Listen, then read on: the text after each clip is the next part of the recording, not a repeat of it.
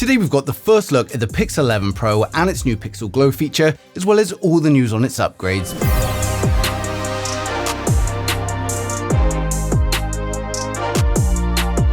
So first up, before we get into the really exciting stuff, we've actually had the wallpapers leak for the entire Pixel 11 lineup, and as always, they give us a pretty good indication of the colors that Google is planning to launch with. Now for the standard Pixel 11, we're reportedly getting Moss, which is green, Sterling Light, which is silver, Fuchsia, which is pink, and then Midnight Haze, which is black. Then for the Pro models, we've got June, and this is a beige color, we've got Fog Light, which is silver, Midnight Haze again, and then Pine, which appears to be a darker grey finish.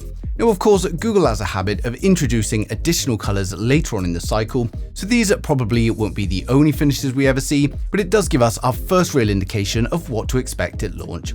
Now next up, we've got some good news when it comes to the battery life and the charging. The Pixel 11 Pro is reportedly upgrading to 45-watt wired charging, which is a noticeable jump from its predecessor's 30-watt, and then we're also expecting Qi 2 wireless charging support. When you combine that with the efficiency gains from the new chipset, the Pixel 11 Pro should deliver noticeably better endurance throughout the day as well. Now for those wanting to upgrade their home charging setup, we've also got today's video sponsor, the CUKTECH 30 Ultra, the ultimate compact charging station for your entire setup. If your desk is full of chargers and messy cables, this not only fixes that, but offers a versatile charging setup as well. You've got a 300 watt through a single DC output on the side, and this means it can actually power high-performance laptops and gaming laptops properly, not just charge them, but run them at full performance without throttling. So whether you're gaming, editing, or pushing your system hard, it keeps everything running smoothly. And then we've also got the included pack of adapters to find the right connection for your laptop. We've also got 4 USB ports on the front, including 2 140-watt USB-C ports. We've got an additional 33-watt USB-C port, and then finally we've got an 18-watt USB-A port so you can charge your laptop, phone, tablet, and all of your accessories at once. It supports pretty much every fast charging protocol thanks to Adapt Charge 2.0, so whatever you plug in, you get a fast charge, and then instead of splitting power like most chargers, the AI power allocation detects your connected devices, it analyzes their power needs in real time, and then it dynamically distributes the output for optimal performance and maximum safety. We've got a 1.83-inch smart display that gives you full details about everything that's connected.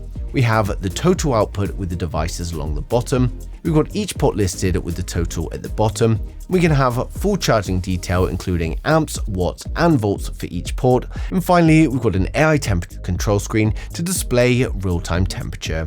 So instead of having a messy setup with loads of chargers, plugs, and cables, this becomes your single clean power hub to not only neaten things up, but provide a safe and efficient charging system. Now of course, I've placed a link down in the description below, so you can go ahead and grab your CUKTECH 30 Ultra charging station today. Now back to the Pixel 11, and another upgrade we're going to be seeing is the new Tensor G6 chipset. Google is moving to a 2nm manufacturing process, and this should bring significant improvements to both performance and efficiency. We're also getting a completely new 7-core architecture along with an upgraded GPU. And some people were initially disappointed when reports suggested Google would be using the PowerVR CXT 481536 GPU, because on paper that actually looked like a 5-year-old GPU, but thankfully that's not going to be the case.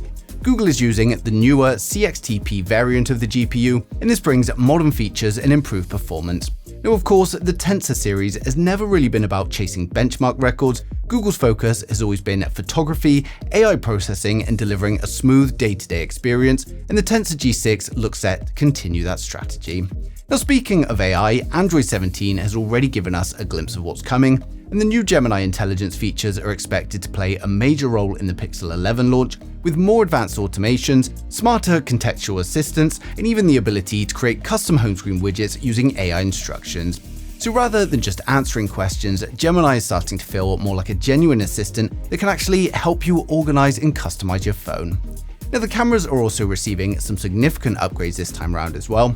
Reports suggest we're getting a brand new 50-megapixel primary sensor, and this has been heavily customized for improved light capture and dynamic range. We're also expecting an upgraded telephoto camera with better optical zoom performance as well as enhanced AI-assisted zoom, and we're also getting a new ultra-wide camera as well. But where the Pixel 11 Pro could really separate itself from the competition is what's happening after you've taken that photo or video. Now, Google is reportedly bringing even more AI-powered editing tools to the Pixel lineup. So this is going to include video generative ML, and this is where it starts to get really interesting. We're talking about removing objects from videos, repairing noise, enhancing scenes, extending footage, and even changing the whole video's background, and all directly inside the standard Google Photos app. So when you combine that with Google's wider ecosystem across Photos, Gemini, and YouTube, the Pixel 11 Pro series is starting to feel less like a smartphone and more like a portable content creation studio that fits in your pocket. Now let's move on to the feature that's got everyone talking, Pixel Glow. Now, as we've covered before, the Pixel 11 introduces a redesigned camera bar on the rear, and it now looks increasingly likely that this redesign exists for a very specific reason. Now, code discovered inside Android 17 beta referenced Pixel Glow, and at Google's I/O event, we even caught a brief glimpse of what appears to be the feature in action. While Google didn't officially confirm anything, it certainly looks like we're getting an LED lighting system integrated around the new camera bar. Now that means customizable notification effects, Gemini interactions, charging animations, and potentially much more. And honestly, if that's what Google is doing here, then it completely makes sense. The new blacked out camera bar suddenly has a purpose beyond the aesthetics, and it will give the Pixel lineup something genuinely unique in the market where most phones are really starting to look similar.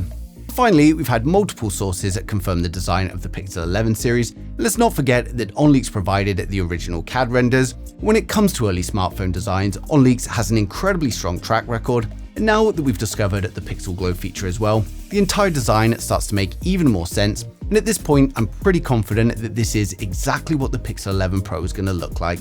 From the front, it's very similar to the previous generation, but around the back there are meaningful changes. The camera bar is of course fully blacked out with only the outer frame matching the color of the phone. That almost certainly ties into all of the Pixel Glow leaks as well as the video we saw at I/O. And the flash is also moved to the center of this module.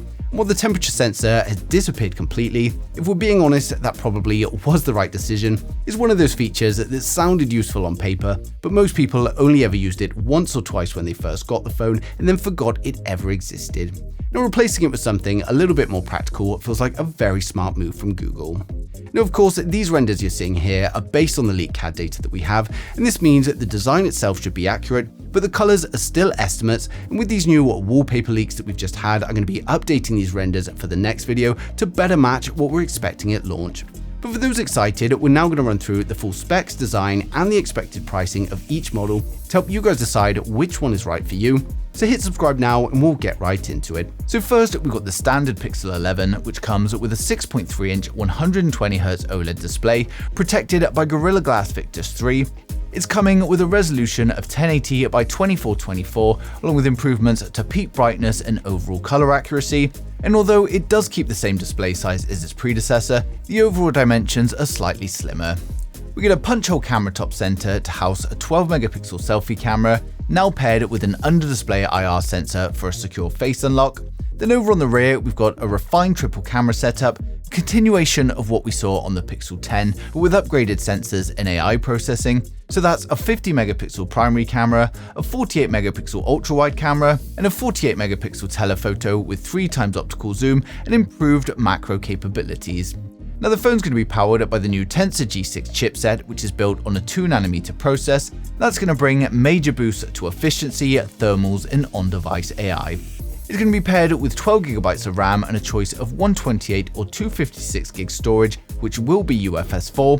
And then power's going to come from a 5000 mAh battery with 30W wired charging and Qi 2 magnetic wireless charging. And then connectivity is going to include 5G, Bluetooth 5.4, Wi-Fi 7, and the new MediaTek M90 modem offering faster 5G, dual SIM support, satellite connectivity, and improved power efficiency. Now, it's of course launching with Android 17, and it's going to be expected to launch around August 2026, and it's going to start from £799 or $799. Now, next up, we've got the Pixel 11 Pro, and this comes with a 6.4-inch LTPO OLED display running at 120Hz and again protected by Gorilla Glass Victus 3. The resolution is going to be 1344 by 2868, and it's been upgraded for even higher peak brightness and thinner bezels. We've got a punch-hole camera top center for a new 42 megapixel selfie camera capable of 4K HDR video. Then over on the rear, it packs a triple camera setup featuring a 50 megapixel primary camera, a 48 megapixel ultra-wide camera, and then a 64 megapixel periscope camera with 10 times optical zoom and enhanced macro performance. Now, thanks to Google's new AI zoom engine, it can achieve up to 100 times hybrid zoom while still maintaining impressive levels of detail. Now, it's powered up by the same Tensor G6 chipset as the base model. It's built on the 2nm process and tuned for maximum AI and efficiency gains. It's paired with up to 16GB of RAM and up to 1TB of storage, which will of course be UFS 4, and it's going to be powered up by a 5100 mAh battery with 45W fast wired charging and Qi 2 wireless charging. For connectivity, we get 5G, Bluetooth 5.4, Wi-Fi 7, ultra-wideband support, and of course the MediaTek M90 modem. The Pixel 11 Pro, of course, ships with Android 17 straight out of the box with 7 years of updates, and it's expected to launch around August 2026, starting from £999 or $999. Now finally, we've got the Pixel 11 Pro XL, the biggest and the most premium model in the lineup. It features a 6.9-inch LTPO OLED display with Gorilla Glass Victus 3 protection. Again, it's going to be offering the top-tier brightness and color accuracy. We get the same 42 megapixel punch-hole camera as the Pro in the top center. It's capable of 4K video in HDR. We get full AI portrait processing as well. And then over on the back, we get a 50 megapixel primary camera, a 48 megapixel ultra-wide, and a 64 megapixel periscope camera with 10 times optical zoom and up to 100 times AI zoom. It also supports ultra-low light video, recording down to 5 to 10 lux, which is pretty much full darkness, and it's going to be powered entirely by on-device AI. Now under the hood, it's powered by the Tensor G6, paired with 16GB of RAM and up to 1TB of UFS 4 storage. It's running a 5400 mAh battery with 45W wired charging, Qi 2 magnetic wireless charging, and of course reverse wireless charging as well. For connectivity, we've got 5G, Bluetooth 5.4, Wi-Fi 7, ultra-wideband, and satellite SOS. It ships with Android 17, and Google promises another 7 years of software support, and it's expected to launch from £1,199 or $1,199, and again, that's going to be in August 2026. So overall, the Pixel 11 Pro is shaping up to be another very Google-style upgrade. The design changes are going to be fairly subtle, but under the surface, we're getting improvements where they matter most, so that's cameras, battery life, AI features, and overall day-to-day usability. Now, the new Pixel Glow feature could end up being one of the most unique additions we've seen so far from Google, and combined with the camera and AI upgrades, it gives the Pixel 11 Pro a much stronger identity than simply being another yearly refresh. Now that said, because the overall design remains fairly similar to its predecessor, I don't think Pixel 10 owners are going to be rushing out for an upgrade, but for anyone on an older Pixel device or maybe someone thinking about trying their first Pixel, then this is looking like a very compelling option.